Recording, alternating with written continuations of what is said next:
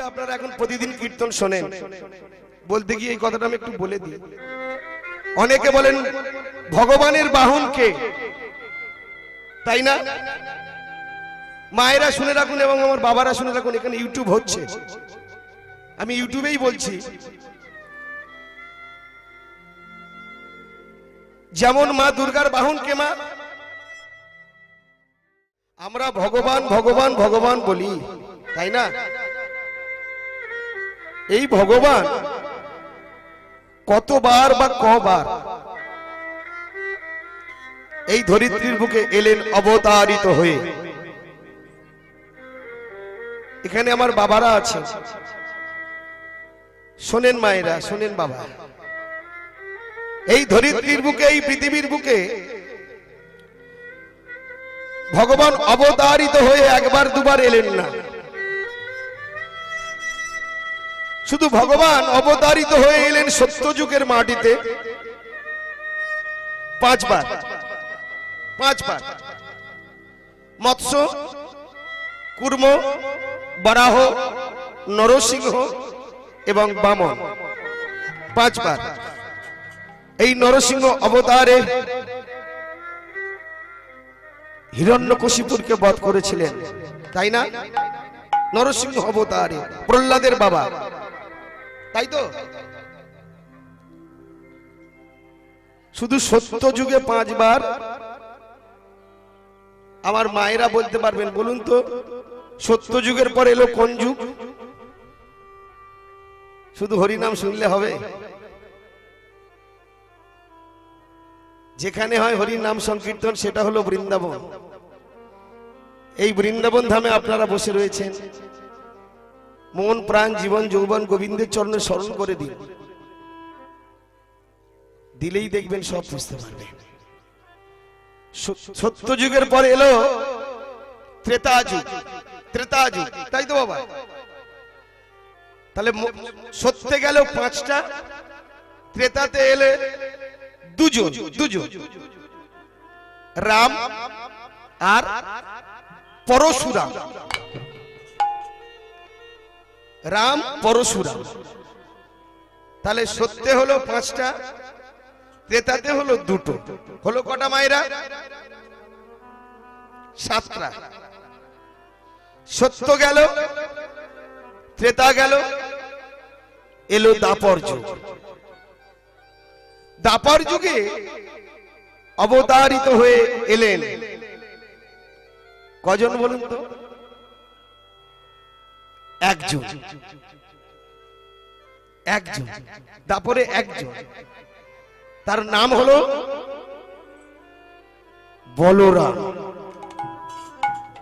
বলরাম। তাহলে আপনারা আমাকে একটা প্রশ্ন করতে পারেন, বাবা কৃষ্ণটা কে, তাই না? আমি তো কৃষ্ণের কথা বলিনি, কিন্তু আমি বলেছি বলরামের কথা। দাপর যুগের মানুষ চেয়েছিল, হে দয়াময়, হে করুণাময়, আমরা আর অবতার চাই না, আমরা একটা নিষ্কলঙ্ক চন্দ্রের ন্যায় ভগবান চাই। তাই দাপর যুগের মাটিতে গীতাতে একটা কথা বললেন, যদা যদা হি ধর্মস্য গ্লানি ভবতি ভারত অভ্যুত্থানম অধর্মস্য তদাত্মনম সৃজম্মহম পরিত্রাণায় সাধুনা বিনাশায় দুষ্কৃতম ধর্ম সংস্থাপনার্থায় সম্ভবামি যুগে যুগে। ধর্মে স্থাপন করার জন্য, অনাচারীকে দমন করবার জন্য, দুরাচারীকে দমন করবার জন্য, সত্য প্রতিষ্ঠা করবার জন্য আমি। তাই এলেন দাপর যুগের মাটিতে আমার ভগবান শ্রীকৃষ্ণ হয়ে।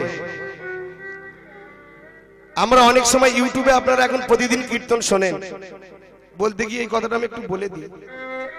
অনেকে বলেন ভগবানের বাহন কে, তাই না? মায়েরা শুনে রাখুন এবং আমার বাবারা শুনে রাখুন, এখানে ইউটিউব হচ্ছে, আমি ইউটিউবেই বলছি।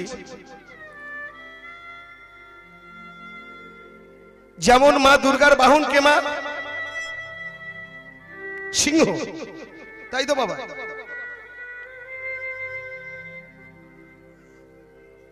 শীতলা মায়ের বাহন গাধা, তাই তো? গণেশের বাহন ইঁদুর, সরস্বতীর বাহন রাজহংস। তাহলে ভগবানের তো একটা নিশ্চিত বাহন থাকার দরকার আছে নাকি? ঠিকই বলেছে, ভগবানের বাহন কি? শুনে রাখুন, আমি অত বড় কীর্তনিয়া নই, গুরু কৃপায় যতটুকু ভেবেছি নিজের কথা কিন্তু বলছি। এই যাদের কথা আমি বললাম এরা কিন্তু দেব এবং দেবতা। যেমন মহেশ্বরের বাহন হচ্ছে ষাঁড়, ভোলার মহাদেবের বাহন হচ্ছে ষাঁড়, বৃষ, তাই তো? দেবতাদের বাহন হয়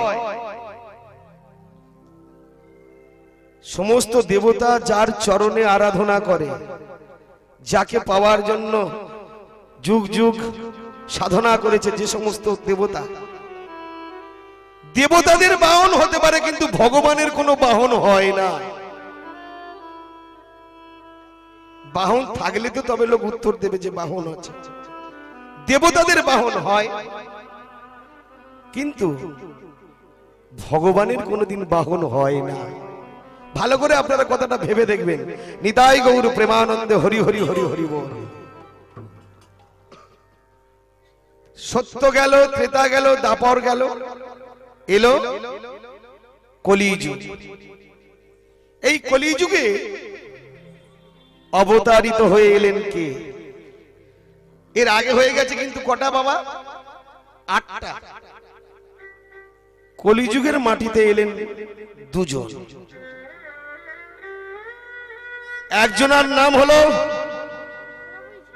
বুদ্ধ, যিনি এলেন এবং চলেও গেলেন। এখনো একজন আসেনি, তিনি আসবেন। যার জন্ম হবে মেলোচ্ছকুলে, বিষ্ণু যশোর ঔরসে, তার নাম হবে কল্কি। তাহলে বাবা গৌরাঙ্গ কে? গৌরাঙ্গের কথা তো আমি বললাম না। ঠিক যেমন দাপর যুগের মানুষ চেয়েছিল, হে দয়াময়, হে করুণাময়,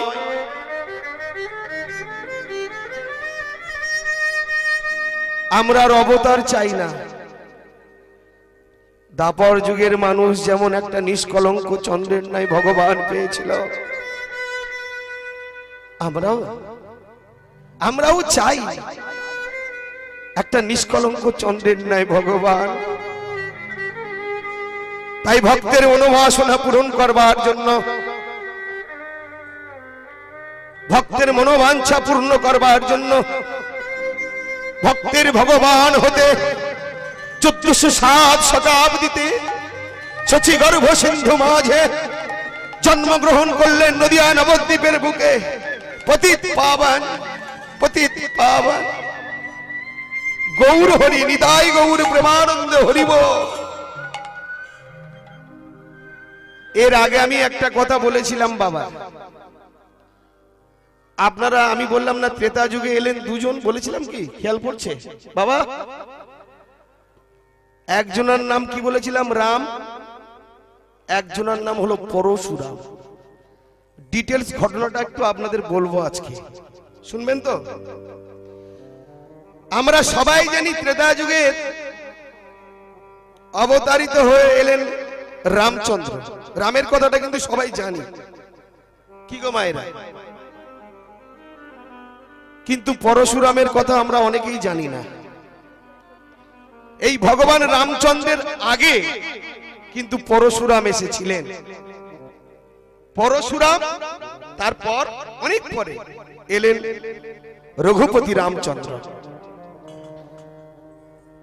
আপনারা অনেকেই জানেন না হয়তো, এই ভগবান রামচন্দ্র যে ত্রেতা যুগের অবতারিত হয়ে এলেন, এই ভগবান রামচন্দ্র কিন্তু আসার কথা ছিলই না। সিরিয়াল অনুযায়ী ভগবান রামচন্দ্রের কোনো খাতায় নাম ছিল না যে ওনাকে আসতে হবে। শুধু একজনেরই আসার কথা ছিল, তিনি হলেন পরশুরাম। কিন্তু কেন, কি কারণে ভগবান রামচন্দ্র এলেন, এটা যদি আপনারা একটু আমাকে বলতে দেন আমি বলবো, নালে লীলার দিকে যাব।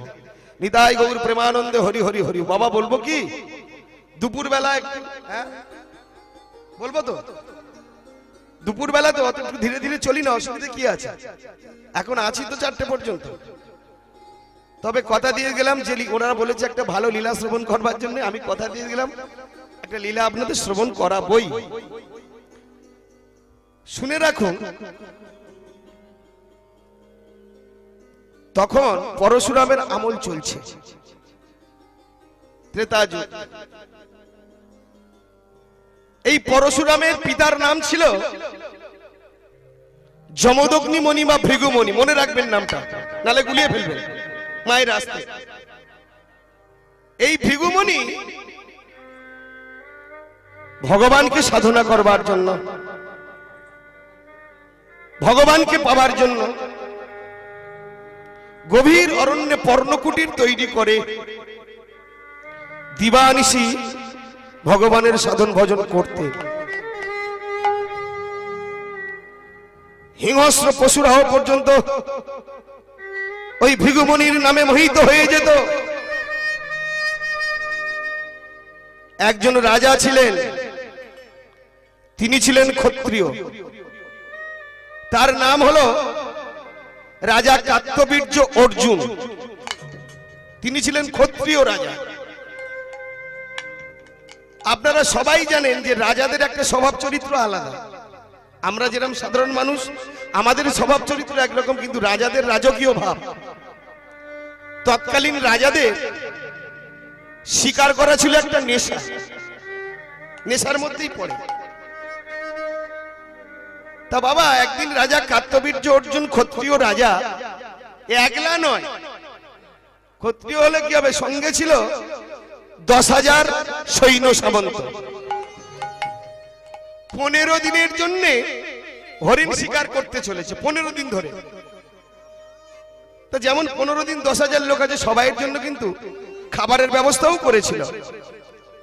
ভগবানের কি লীলা দেখুন, ওই 10,000 সৈন্য সামন্তকে নিয়ে গভীর অরণ্যে শিকার করতে করতে 15 দিন পর পথ হারিয়ে ফেলে। যেই না পথ হারিয়ে যায়, 15 দিন পর 16 দিন, 17 দিন, 18 দিন, 19 দিন, 20 দিন। হ্যাঁ গো মায়েরা, না খেয়ে মানুষ কতদিন থাকতে পারে? রাজা একলা নয় যে বনের ফল পাতা খেয়ে জীবনটা কাটিয়ে দিতে পারবে, যাও করে, কিন্তু সঙ্গে 10,000 সৈন্য সামন্ত রয়েছে। এ বলে মহারাজ তৃষ্ণায় মারা যায়, এ বলে মহারাজ ক্ষুধায় মারা যায়। মহারাজের মাথার আর ঠিক নেই। তৃষ্ণার্ত, পিপাসিত, ক্ষুধার্ত হয়ে মহারাজ গভীর অরণ্যের পথ খুঁজছে, কাউকে দেখতে পাচ্ছে না। হঠাৎ মহারাজ দেখতে পেল গভীর অরণ্যে একটা পর্ণকুটি। মহা আনন্দিত হলো রাজা কার্তবীর্য অর্জুন। আনন্দিত হয়ে ছুটতে ছুটতে ছুটতে ছুটতে মণিবরের ওই পর্ণকুটির সম্মুখে দাঁড়িয়ে চিৎকার করে বলে উঠল, মণিবর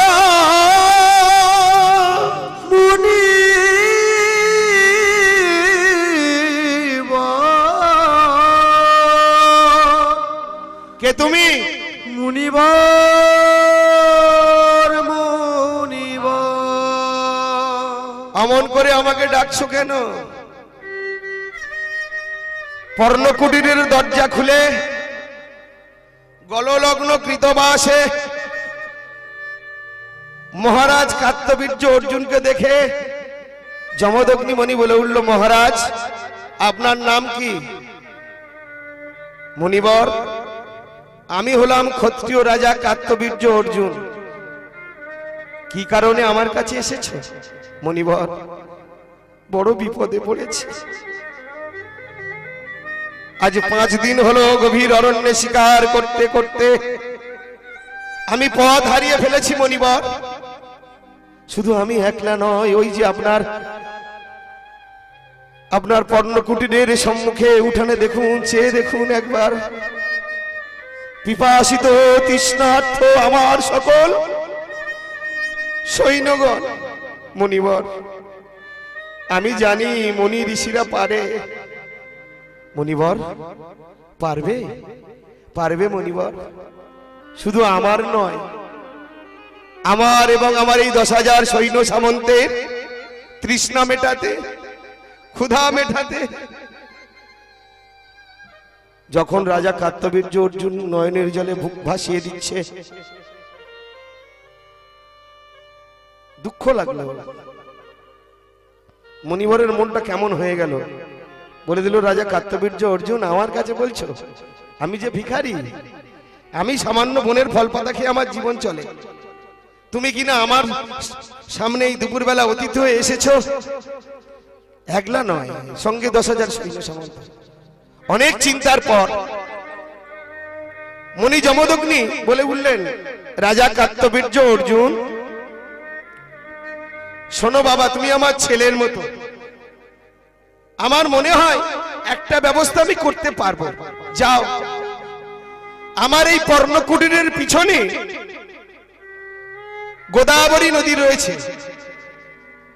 ওই গোদাবরী নদী থেকে তুমি এবং তোমার 10,000 সৈন্য সামন্ত স্নান করে এসো। শোনা মাত্র রাজা কার্তবীর্য অর্জুন বাবা আনন্দিত হলেন। মনে মনে চিন্তা করলেন, স্নান যখন করতে বলেছে তাহলে কিছু একটা ব্যবস্থা হবে, সামান্য অন্তত হবে। কি গো মায়েরা,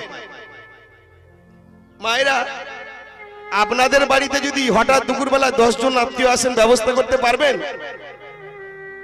আমরা ভয় খেয়ে যাব, কি করি, মাথা ঠিক থাকবে না বাবা। কিন্তু যমদগ্নি মুনি বলল, যাও স্নান করে এসো। রাজা মনে মনে চিন্তা করছে, স্নান তো আমায় করতে বললো। গোদাবরী নদীর তীরে এসে দাঁড়িয়ে বলছে সৈন্য সামন্তদের, আচ্ছা মুনিবর আমার তো স্নান করতে বললো, সত্যি সত্যি কি সেবার ব্যবস্থা হবে? কি করে করবে? চিন্তা ভাবনা করে বললো, মুনিবর যখন বলেছে যাও, একটা ব্যবস্থা হবে নাকি বাবা। সবাই মিলে সুন্দর করে স্নান করলেন। স্নান করে যমদগ্নি মুনির পর্ণকুটিরের সম্মুখে এসে দাঁড়িয়ে দেখছে সবাইয়ের জন্য আসন পাতা হয়েছে, আসন, সেবার আসন পাতা হয়েছে। সবার সম্মুখে মহারাজ কার্তবীর্যের অর্জুনের আসন পাতা। তাড়াতাড়ি করে মহারাজ কার্তবীর্য অর্জুন সবাই সম্মুখে বসেছে। পিছনে বসেছে 10,000 সৈন্য সামন্ত বসে রয়েছে। বাবা, আচ্ছা বলুন তো, যখন আপনাদের প্রচন্ড ক্ষুধা পায়, স্নান করার পর সেই ক্ষুধাটা কিন্তু আরো 10 গুণ বেড়ে যায়, তাই না বাবা? এতক্ষণ ঠিক ছিল, কিন্তু স্নান করে এসেছে, মুনিবর কিন্তু আর আসছে না। মহারাজ কার্তবীর্য অর্জুন ওই সেবার থালায় বসে আছে, থালা নেই, সেবার আসনে, সেবার আসনে বসে রয়েছে। 10 গুণ তো বেড়ে যাচ্ছে। মনে মনে চিন্তা করছে, মুনিবর কি আমার সঙ্গে হাস্যকৌতুক করছে, ছলনা করছে? হঠাৎ ওই যে পর্ণকুটিরের দরজা খুলে গললগ্ন কৃতবা আসে। মুনি যমদগ্নি এসে দাঁড়িয়েছে রাজা কার্তবীর্য অর্জুনের সম্মুখে। মহারাজ, তুমি তো রাজার ছেলে, রাজার সেবার ব্যবস্থাটাই আলাদা, তাই আমি ঠিক করতে পারিনি তোমাদের কেমন সেবার ব্যবস্থা করব। আরো রেগে গেল শুনে, এখনো সেবার ব্যবস্থা হয়নি, হবে কখন, আর সেবা করব কখন? আচ্ছা মহারাজ, বলো তো বাবা, তুমি কি কি সেবা করতে চাও? মহারাজ মনে মনে চিন্তা করছে, কি কি হবে কখন, আর সেবা হবে কখন? মহারাজ কার্তবীর্য অর্জুন বলে উঠলেন, মুনিবর পারবেন? আজ অনেক দিন সেবা হয়নি, দুপুরবেলা আমি ওইটা সেবা করি। বললো, নামটাই বলো না। মায়েরা, আপনারা এটা জানেন। বললো, মহারাজ মুনিবর যদি পারেন একটু গরম গরম পরমান্নের ব্যবস্থা করতে পারবেন? ও মা, পরমান্ন চেনেন তো? ওই চালে আর ডালে আলু দিয়ে যেটা হয়, তাই তো? হ্যাঁ, ওটাকে কি বলে? ওটাকে খিচুড়ি বলে। তাহলে পরমান্ন করতে গেলে গোবিন্দভোগ বা আতপ চাল, দুগ্ধ, ক্ষীর, কাজু, কিশমিশ এইসব লাগে, তাই তো? যেটা আমার ভগবানের প্রিয়। যেই না বলা যে আমার একটু গরম গরম, সঙ্গে সঙ্গে সোনার থালায় একদম এক থালা গরম পরমান্ন মহারাজের সম্মুখে এসে উপস্থিত। মহারাজ মনে করে শুধু আমার ব্যবস্থা হয়েছে।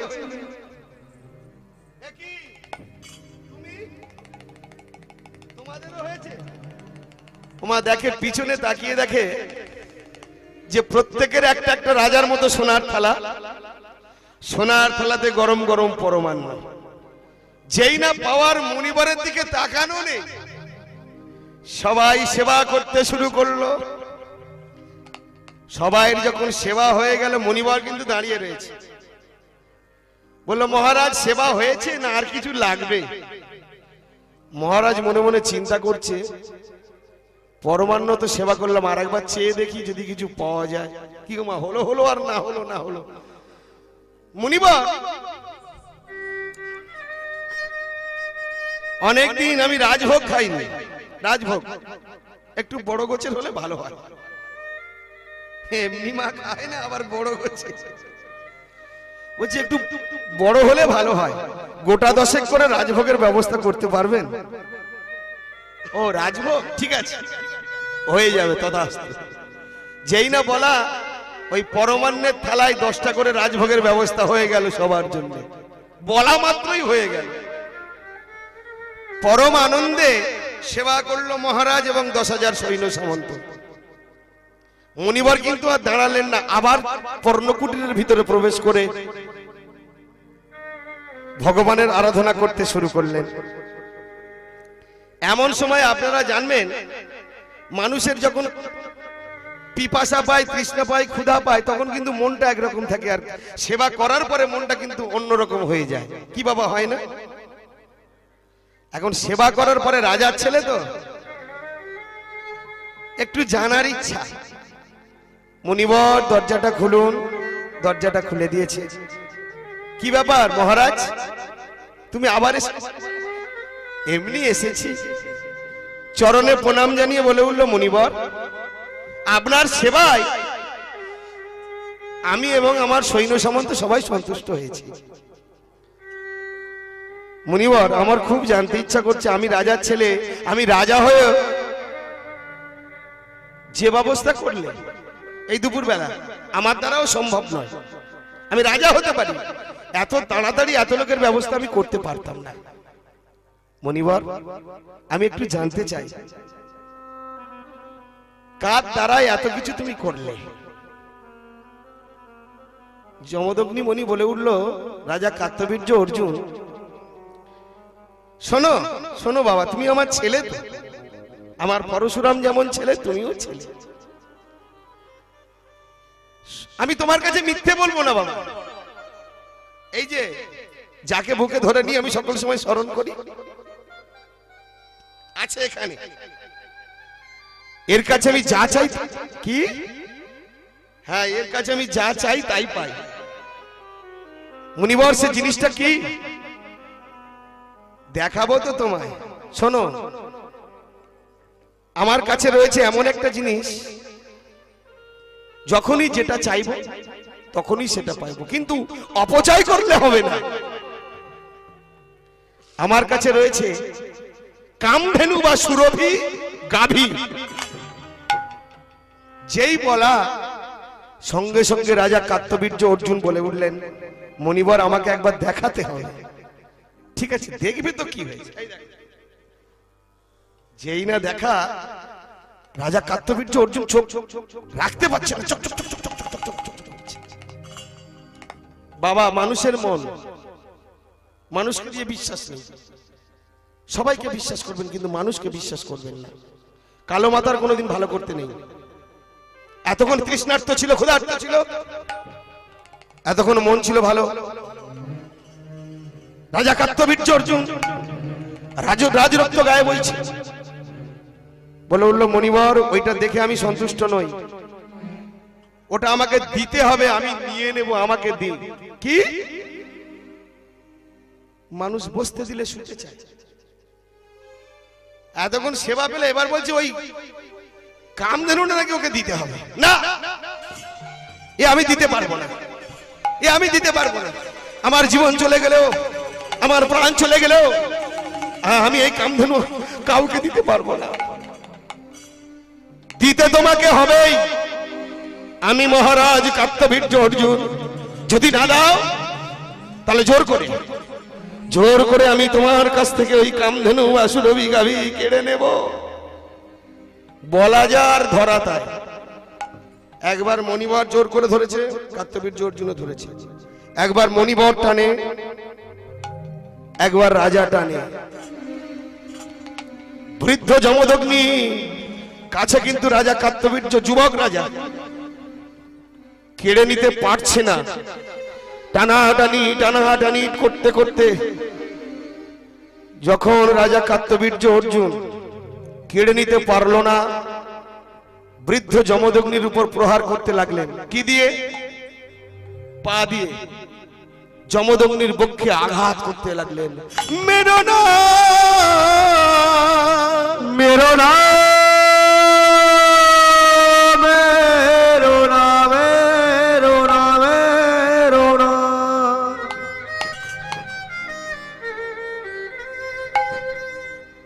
একবার, দুবার, তিনবার, চারবার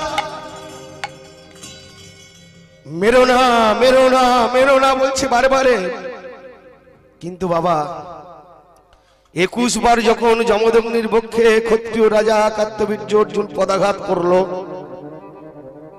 বৃদ্ধ যমদগ্নি ওই পদাঘাতের আঘাতে প্রাণ হারালো। ওই পর্ণকুটিরের ভিতরে আপনারা সবাই জানবেন, কেউ না জানুক, একজন অন্তত জানতে পারে। আমরা যে কাজ করি না কেন, জানতে পারলো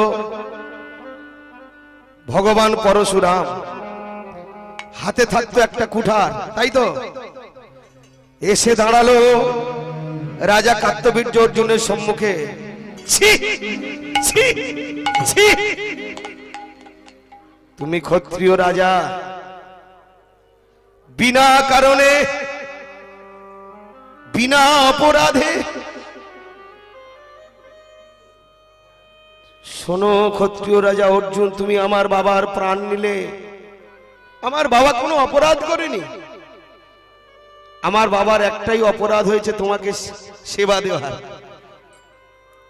সেই অপরাধে তুমি আমার বাবার প্রাণ নিলে। তা আবার আমার বাবার পক্ষে তুমি পদাঘাত করলে।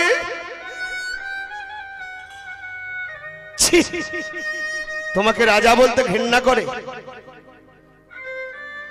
রাজার কর্ম এমন হতে পারে না?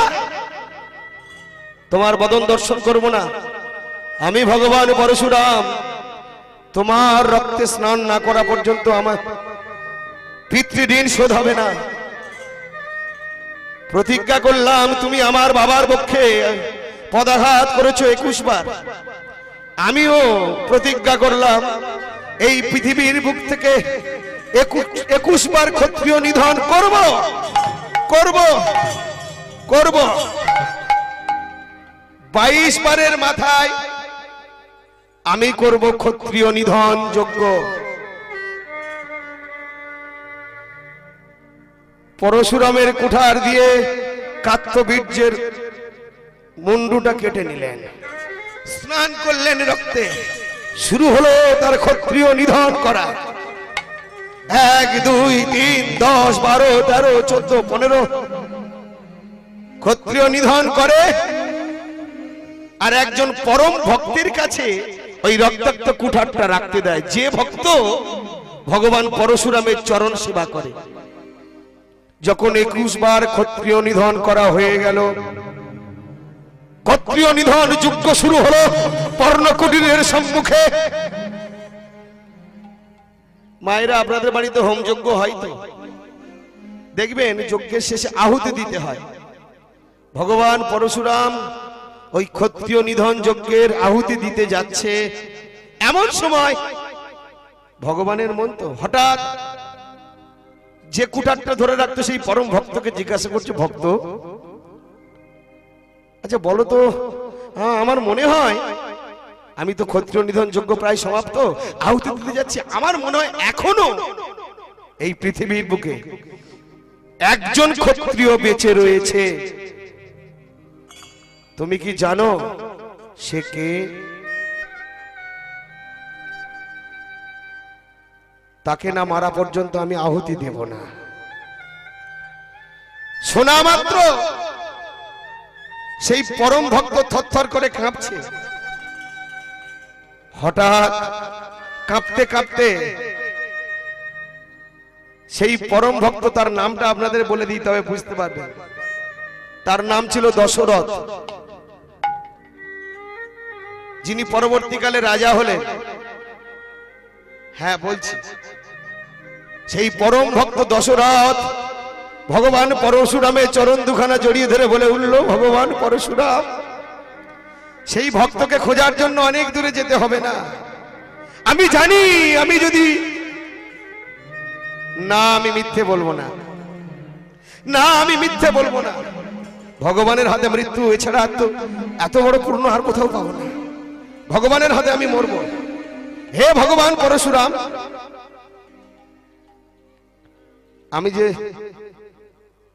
আমি যে তোমার হাতের মরবো, এটা আমার সৌভাগ্য। সেই পরম ক্ষত্রিয় আর কেউ নয়। এতদিন আমি তোমার চরণ সেবা করলাম, এতদিন আমি তোমার ওই কুঠার ধরে রাখলাম, সে আর কেউ নয়, আমার নাম হলো দশরথ। যেই না বলা, সঙ্গে সঙ্গে হাত থেকে কুঠারটা কেড়ে নিলেন। হাত থেকে কুঠারটা কেড়ে নিয়ে বলে উঠল, দশরথ, মৃত্যুর জন্য প্রস্তুত হও। মাথা নত করে দশরথ ভগবান পরশুরামের কাছে বলে উঠলেন, জানি তো আমি মরবো, সেই জন্য তো বললাম, কিন্তু মৃত্যুর আগে আমার একটা শেষ ইচ্ছা আছে, শেষ। ভগবান পরশুরাম বলল, কি চাও বলো, কি তোমার ইচ্ছা? হে ভগবান পরশুরাম, আমার ইচ্ছে হলো, তুমি প্রতিজ্ঞা করেছিলে কতবার? বলল, আমি প্রতিজ্ঞা করেছিলাম 21 বার, তাই তো বাবা? ঠিক আছে, ভালো। আচ্ছা এবারে যদি তুমি আমায় মারো, তোমার হবে কবার? বললো, কেন হবে 22 বার। বলে, তাহলে কিন্তু আপনার প্রতিজ্ঞা ভঙ্গ হয়ে যাবে। কি বাবা, প্রতিজ্ঞা করেছিল 21 বার, আর যদি মারো আমাকে তাহলে হবে 22 বার, তাহলে কিন্তু প্রতিজ্ঞা ভঙ্গ হয়ে যাবে, যজ্ঞ কিন্তু আহুতি দেওয়া যাবে না। সঙ্গে সঙ্গে হাত থেকে কুঠারটা পড়ে গেল ভগবান পরশুরামের। সেই পরম ভক্ত দশরথকে বক্ষ মাঝে জড়িয়ে ধরেছে।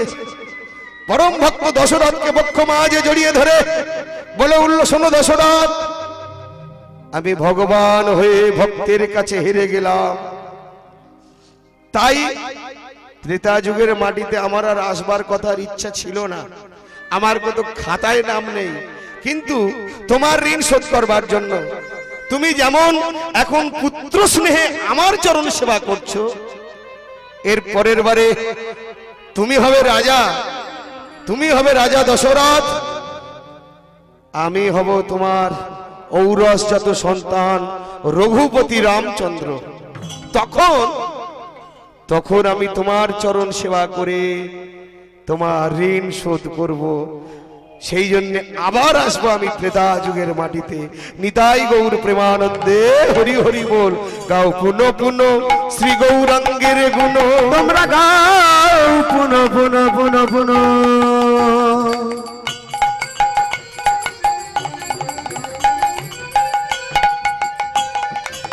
শ্রী গৌরাঙ্গের গুণ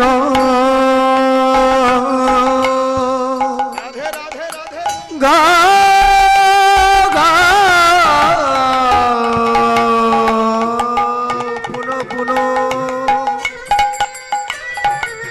গাও পুন পুন শ্রী গৌরাঙ্গের গুণ। হরি বল হরি বল হরি বল। আস্তে মায়েরা, এই যে গানটা আমি গাইলাম এটা গান নয় কিন্তু পদাবলী। পদাবলী শুধু বাংলার অমূল্য সম্পদ নয়, শুধু পশ্চিমবঙ্গের অমূল্য সম্পদ নয়, শুধু ভারতবর্ষের অমূল্য সম্পদ নয়, সারা পৃথিবীর অমূল্য সম্পদ হলো এই বাংলার বৈষ্ণব পদাবলী। বৈষ্ণব পদাবলীতে কি বললেন, কি বললেন মায়েরা বৈষ্ণব কবি? গাও পুন পুন শ্রী গৌরাঙ্গের গুণ। গাও পুন পুন শ্রী গৌরাঙ্গের গুণ। গাও পুন পুন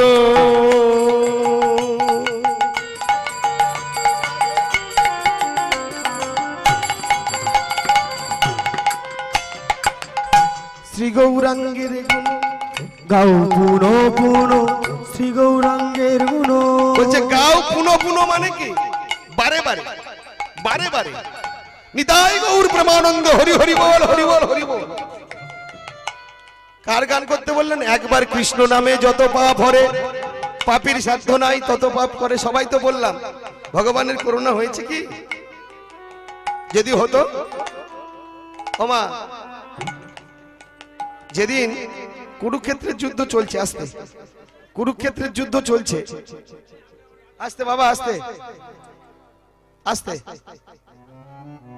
হঠাৎ আপনারা সবাই জানেন অর্জুনের রথে সারথি ছিল ভগবান শ্রীকৃষ্ণ, তাই তো বাবা? অর্জুন বললেন, হে গোবিন্দ, এতদিন তুমি আমার সঙ্গে আছো, আমি তোমাকে চিনতে পারিনি, আমি তোমাকে জানতে পারিনি।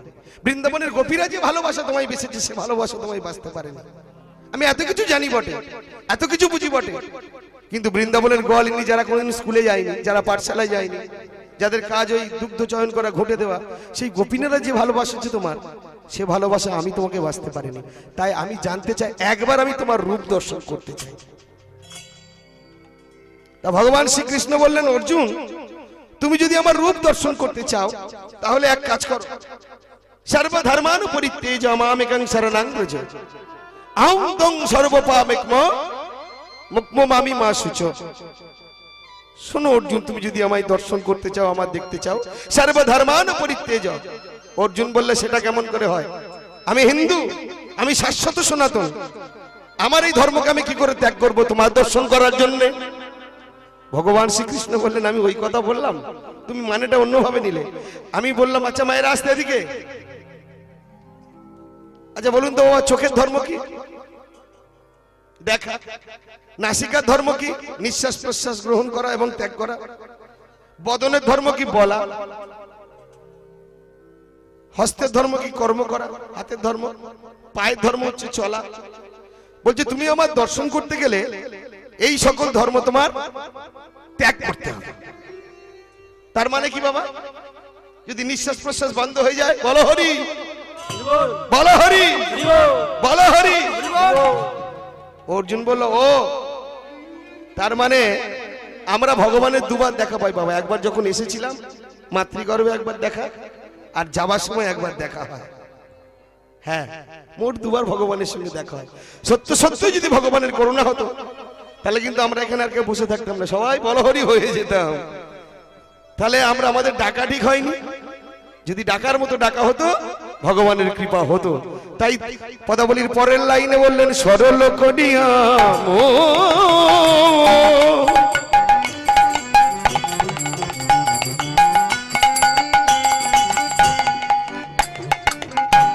আহা সরল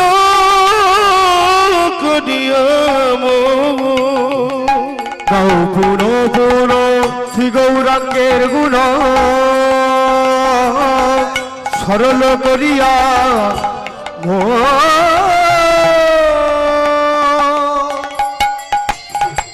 সরল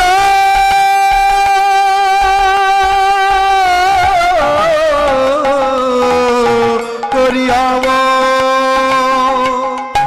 এ ভাব সাগরে এমন দয়া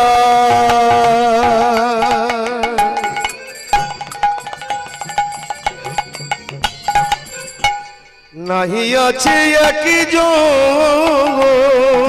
ভাব সাগর